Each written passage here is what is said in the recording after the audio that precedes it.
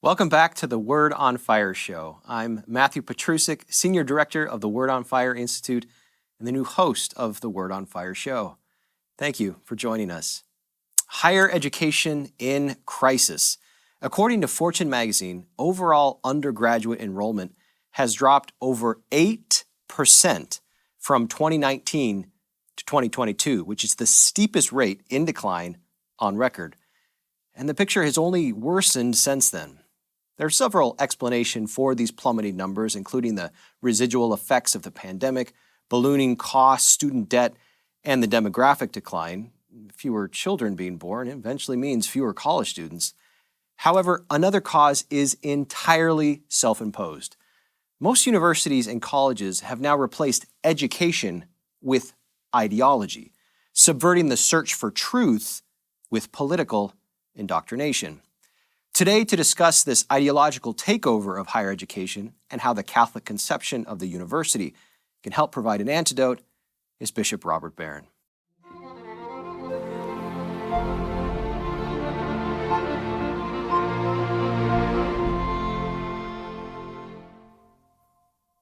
Well, Bishop, before we begin, how does it feel to be in the Word on Fire studios in your own diocese doing this? It's good. Brandon proposed this show a long time ago. And what I had in mind was this, that we'd have two people, together. And then I was sent to California as a bishop. He was in Orlando. And so it just developed as the two of us as kind of talking heads side by side. But my original idea was just this. So I'm happy, yes, to be in the same room with you. I'm delighted to be in the same room with you. So we're talking today about whether there's a Catholic antidote to the crisis in higher education. So let's start by referring to an article that you recently wrote entitled Ivy League Presidents and the Collapse of Moral Reasoning.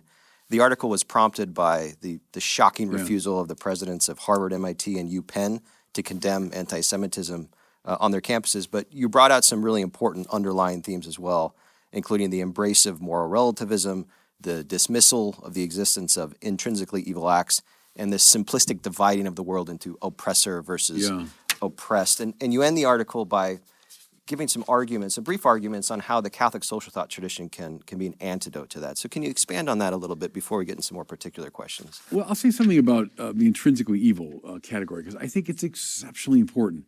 When that's bracketed, and it is across the board in many cases today, when that's bracketed, you invite moral chaos. And it might sound like you're just being very friendly and you're being very open to a variety of perspectives. But when you say there aren't certain things that are just wrong, period, no matter what your intention is, no matter what the circumstances are, no matter what might come because of it, they're just wrong in themselves. When you bracket that category, moral chaos follows.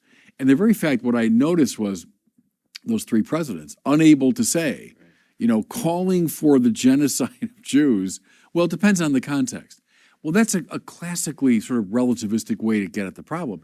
If you can't summon the courage to say, calling for genocide is intrinsically wrong, well, then there's something very off in your moral thinking. To me, Catholic social teaching, if you want to get to the very bottom of it, relies upon these truly objective moral values and, you might say, a cognizance of deep moral disvalue. It's very clear on value and on intrinsic evil. When that foundation's lost, chaos follows. So this is a very particular problem that's happening throughout, especially secular universities. But to sort of frame the whole conversation we're going to be having, could you give us a sense of what, at the definitional or conceptual level, would fundamentally distinguish a Catholic university, the ideal form of a Catholic university, from its secular counterpart? Well, a Catholic university is one that takes Jesus Christ as central. If you say Jesus Christ is the Logos made flesh, then necessarily he's at the center of all the logoi, all the particular expressions of Logos that you'd find in physics and chemistry and history and English and everything else. So a Catholic university will anchor the entire academic enterprise in him. If you want to find the fundamental value, that's it. Then clustering around that fundamental value are other values that we can name. But I'd say that's the main difference, is the centrality of the Logos, and more precisely, the Logos made flesh. There's been a revival within some secular circles to recreate Catholic higher education. One of them is the University of Austin, for example, that's recently been founded. And the way they frame it is that the university exists for the search for truth. And I think in a broad sense, the Catholic position would agree with that. However, there's a potential tension there that I'd like you to speak to. So if we say that the university exists for the search for truth, but then we also say, in light of how you just explained, that Christ is at the center, in the form of the Logos, that we already sort of have the fullness of truth, especially understood as embodied in the Catholic Church.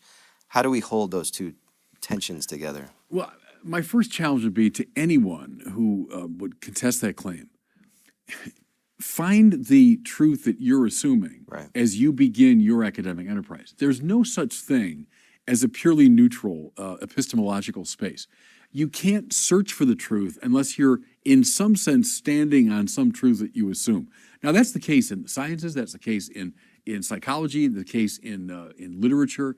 There's always some fundamental assumption. So, in a way, it's this sort of red herring that people will pull out to say, "Oh, well, you Catholics, you're not taking the search for truth seriously." Everybody has some fundamental presupposition. Having said that, well, now off you go. I mean, if you say Jesus Christ is the Logos made flesh, well, then I'm confident that all the logoi that I seek will be in relation to him, and that if I find them, I'm indirectly finding him. And so there's no limit. Off you go in the sciences, off you go in psychology, off you go in history. Look for all the truth you want. If it's true, it won't lead you away from Christ. And so it's a false problem. And I would just urge people to kind of run around their own assumptions. There is no neutral epistemological space. Everyone's standing on something foundational when you begin the intellectual quest. Is it fair to say that it's not only the case that sort of accidentally it happens to be true that everybody has a sort of a presupposition, but isn't that presupposition necessary even to search for truth? Yeah. No, quite right. Quite right. You can't jump unless you're on some kind of foundation. And so the sort of romanticism of the quest, as though it's all about the quest, it's always a play between searching and finding, being found, searching more, fundamental versus secondary, starting from home base, moving into the unknown. There's always that dynamic in any intellectual enterprise. So let's move from the more theoretical to the more practical. So as you know, schools like Harvard, UPenn, MIT are secular schools. And as you've discussed many times before, there's this ideological takeover happening of these institutions in real time. Do you see the Catholic conception of the university and the Catholic reality of the university in any way able to resist this ideological takeover precisely because of its Catholic identity? Yeah, absolutely, because it's grounded in these values, both moral and epistemic, that keep it from this complete relativism. Because one of the marks of wokeism, which I've been a kind of ardent critic of, is a relativism at the intellectual level, is a kind of indifferentism. Truth is often just a mask for power relationships. So that goes back to Nietzsche, comes up through the critical theorists of the 20th century, that idea that, when you're claiming something to be true, you're actually just playing a power game. You're trying to use your truth claim to dominate others. The Catholic tradition does not hold to that Nietzschean trajectory going up through critical theory. It holds to the legitimacy of the search for truth, the possibility of finding truth, and that provides a certain bulwark against this relativism and the reduction of truth to power relationships. That's something I find deeply troubling in the wokist mentality. Because wokeism, as I've said, is kind of a popularization of critical theory. And the critical theory flourishing, let's say, mid-20th century in both the German and French academies. But coming into our country, let's say in the 70s, 80s, I would say gestating there as a kind of bacillus and then spilling out into the culture just in very recent years. That's what you see in wokeism. I would hope the Catholic universities are a real bulwark against that problem. Let's speak to some of the challenges that Catholic universities are facing in the contemporary cultural climate and political climate. So St. John Paul II famously wrote in Ex Cordia Ecclesia in his document of how to understand the nature of the Catholic University and how to at a high level how to implement it, how to administer it. That Catholic universities must not only hire faithful Catholic faculty, but have them at least 50%. Is that a realistic standard now? Yeah, I agree with it because it's a way of concretizing the idea. We can speak very abstractly about this problem and say, there should be a Catholic character to the faculty. Well, that's a way of instantiating it. And I know, we can quarrel with it, 51% versus 47% or whatever. But I think as a goal, majority Catholic faculty, administrators, people with an ardent Catholic sensibility, or at the very least, people that aren't inimical to the Catholic tradition. They're not opposed to it. So besides the 51%, I want other members of the faculty at least to be supportive of a Catholic program. Things get really dicey, and as you know, this is not just a theoretical musing. Things get dicey when you got people at Catholic universities who are antipathetic toward Catholic epistemic and moral values. That's a major problem. Because to me, then what's the point? At that point, to me, close the place down. If you've got faculty administrators who are militating against the Catholic view of life, at the very least, someone should do no evil. Someone should at least vaguely support the program. But if you got people who are actively against it, then you got a real serious problem. Right. So some Catholic institutions appear to have taken, it hasn't been their overt approach, it's been their approach in practice to say, well, the way we're going to maintain our identity is we're going to segregate our identity to the theology department. I know, right. Is that a hopeful solution? No, it's not. And it's repugnant to a Catholic imagination. As I was laying out earlier, if Christ is the Logos, you can't segregate him. And you can't say, he just belongs to theology. No, if he's the Logos made flesh, any Logos is related to him. So I gave an address, last year, this time at Notre Dame, and I tried to make that argument, to show in mathematics, to show in the sciences, to show in literature, how if pushed all the way to the bottom, you're going to find a relationship to God, to the Logos. And so I might say it's a modern temptation. It's the modern prejudice to say, sure, religion's fine as long as you privatize it. Christianity can't be a privatized religion. Jesus is crucified publicly, He's proclaimed as risen publicly. It's what got the first Christians in such trouble.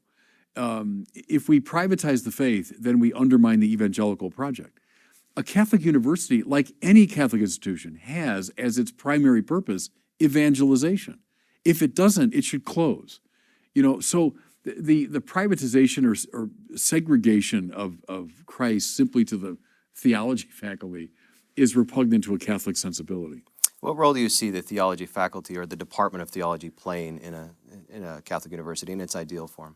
Yeah, it's a good question, and we wrestle with that. I think it would be great if the theologians at a Catholic university could help the other professors see these relationships.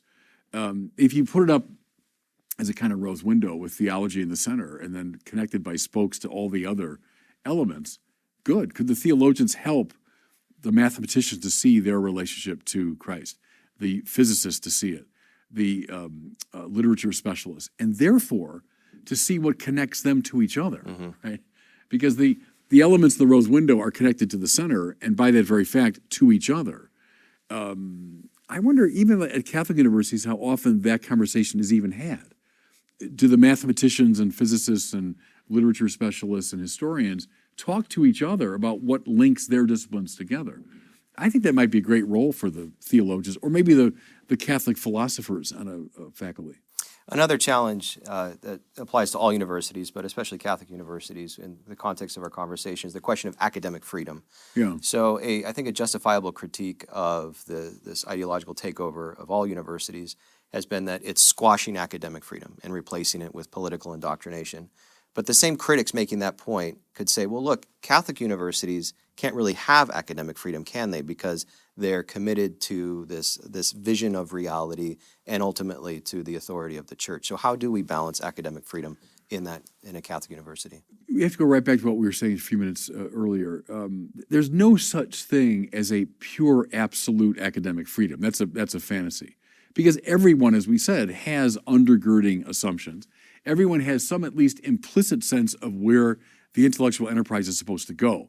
Now, within that framework of foundational values and aspirational goals, there is room, of course, for freedom of research and publication and so on. But it's a fantasy to say that something like absolute freedom ever obtains. Within a Catholic framework, I don't advocate for some kind of absolute academic freedom. I would say, no, we operate within the framework provided by Christ and for the purpose of evangelization, ultimately. Now, within that framework, fine. Again, I would say to the physicist and the chemist and the mathematician, off you go. Search, your subject as freely and fully as you can. But realizing all the time that it's grounded in and oriented to some basically given value. So it's how you construe that. I think it's construed in a simplistic way as just sort of a completely open-ended, directionless, search. No, everyone's search for truth is conditioned by certain values, either implicit or explicit. This is closely connected to the idea of the freedom of speech as well. So academic freedom typically we associate with faculty, freedom of speech with more with the students. So what kind of advice can you give to Catholic administrators who might be looking at the landscape and saying, oh no, what happens if on my campus we start getting these calls, for example, for the erasure of the state of Israel? Right. Again, there's no such thing as this completely untrammeled freedom of speech. We wouldn't accept that in our society. So the famous, I can't shout fire in a crowded theater is the kind of test case. So no, we don't accept that, like an absolute freedom of speech. And if speech becomes, morally problematic and speech becomes, like in the case of our Ivy League presidents, I'm calling for genocide. Well, no, I don't think we hold to absolute freedom. Freedom is always a conditioned reality. Or like in the moral framework, Matt, very well that, real moral freedom is not so much freedom from all, constraint, but rather it's a kind of freeing for the attainment of the good. It's a liberation of the soul for the attainment of the good. That's a good framework for thinking about a Catholic university, I think, and the free search for both epistemic and moral goods. And the training of how to use that freedom. Yeah, right? yeah, So quite right. another fundamental challenge applying to all universities is the decline of the participation of men. So according to a recent Pew study, only 42% of the student population now is men, and it continues to go downward. So what can the Catholic intellectual tradition and the Catholic university do to stop this hemorrhaging? Yeah, I don't know. I don't have a really good answer to that, but that's bothered me too as I watch those stats. And that's been accelerating in the last, about 20, 25 years. Because it wasn't the case, heck, in the course of my lifetime, but in the last 20, 25 years, that's really accelerated. Maybe end all this nonsense about toxic masculinity and that young men especially are made to feel very often that they're a criminal class, and that can happen very early in their education. So let's cut that out and let the boys be boys and to find their own way of expressing themselves and not to characterize them from the time they're little as toxic. I think that's a step we can take. And offering courses, maybe things that appeal more to men. We might get into it a little bit later, but maybe instead of high theoretical courses, but some like vocational courses, practical things that men would find very appealing, and to let that flourish within a university framework. That's a perfect bridge to my next question, because there is a movement that's counter the woke ideological takeover of the university. It says a pox on all your houses. Yeah. Any institution of higher education, secular, religious, is ultimately a waste of money. And what we should do as young people is to go into vocational training, to go into HVAC training, to become an electrician or a plumber. Is there value in the critique they're making of higher education as sort of a waste of time? And is vocational training a good alternative? Well, yeah, to the second one, I'd say, yeah. Just the other day, I was talking to, there were some servers before one of my masses, older kids, like in high school. And I asked them, hey, what are your plans for college? And a couple of them had, ideas. The third one, with great confidence, he wasn't at all, shy about it, just said, no, I don't want to go to college. I want to be a car mechanic, and I'm going to go for some training. And I said, yeah, good for you. And I said, you'll make a lot of money, and you'll always be in need. So I think that's a good development, and I have no quarrel with that. Can you speak at a more theoretical level of how the Catholic understanding of education broadly can sort of combine the vocational and the higher intellectual pursuit? Do we have to see them as at odds? Yeah, we shouldn't. Right. It's kind of a body-soul question, the integration of the whole self. And I think let people, follow their natural interests. And maybe we did force too many people into the university. I think like my parents' generation, relatively few went to college in those days. Neither of my parents went to college. My father had a very, successful, productive career. He went into sales and all that. But a lot of people their generation didn't go to college. And you wonder, maybe we overdid it. Maybe we just assumed everybody should go to college. And maybe a lot of people, they'll be much happier and more productive for society in these vocational areas. So cost is another issue. And historically, the Catholic school system, including Catholic universities, have grounded themselves in being accessible to those who don't have a lot of financial resources. Do you think we've sort of lost that as the church to understand our educational institutions as having that specific charge? Yeah, I worry about that. A lot of people do. All of our schools, from lower level up to universities, have become massively expensive. There are a lot of reasons for that. Some is the loss of religious who staffed a lot of these institutions. So I do worry about that. And the church should have kind of a wide net that goes out to include a lot of people. They should not become elite institutions for only, the very wealthy. I don't have an easy answer. We've been, as a church, wrestling with that. But that's bothered me. My uncle, was a Christian brother, and the Christian brothers were devoted to educating the poor and kids that maybe wouldn't normally have access to that. And the brothers, in great numbers. And when my uncle was a Christian brother, there were thousands of them around this country dedicated to, educating poorer kids. That was lovely. It's wonderful. So yeah, I do worry about that. We become too elitist. So we've been identifying some challenges. Let's conclude by identifying some practical steps that the church might be able to take broadly, both laity and clergy, and also speaking specifically to administrators of this school. So what can we do right now to get our Catholic schools back on track, those that have lost their way? Well, again, we're presuming some have lost their way. The laity, Vatican II calls for the laity to be involved fully in the life of the church, the universal call to holiness, to take responsibility for the Catholic life at all levels. The laity are the ones ultimately who support institutions financially and send their kids there. Can lay people be very attentive to what's being taught in schools? Can they be attentive to curricula? How many of our lay people look at the curricula of courses their kids are taking? They're the ones who support them, financially and otherwise. So I think that lay people can take responsibility.